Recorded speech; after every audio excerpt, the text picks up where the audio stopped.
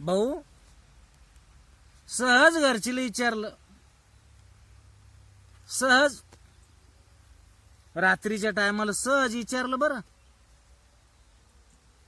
तुम्ही बी विचारत असन रातच्या टायमाला, मग याच विचारलं मग काय झालं, तुम्ही बी विचारत असन. सहज विचारलं, म्हणलं आज भाजी काय केली.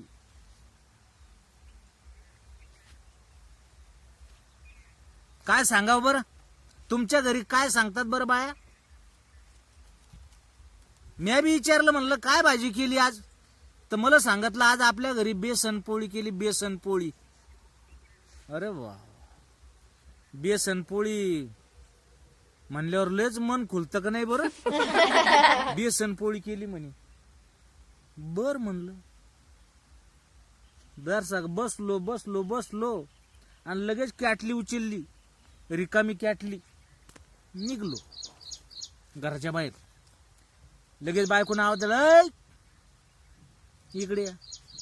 काय कुठं येतो जरसाक बाहेरून.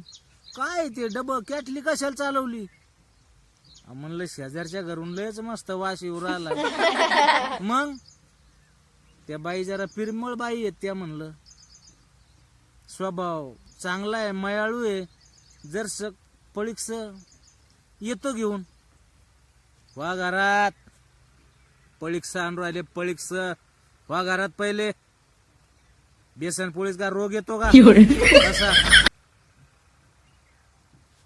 काय करायला पाहिजे, काय करायला पाहिजे. खायची ना मग बेसन पोळी. तुमच्यावर कधी आलाय का हा टाईम. नाही आलाय, नाही तुमच्यावर हा टाईम येत नाही. बेसन पोळीचा आम्हाला हप्त्यातून एक दिवस येतो. काय करा, धरत बाया बाहेर बी जाऊ देतात. चाललो होतो ना चांगला डबा घेऊन, हिला काही तकलीफ होती का. त्या बायाचं मग बरं आहे का नाही, ते बिचारीन मला पळीक्स दिला असतं का नाही. पण काय गरज होती म्हणे वाघारा. बेसन पोळी खाणं का नाही, खाणं आहे का नाही, पोटाच्या आगीनं खाणं.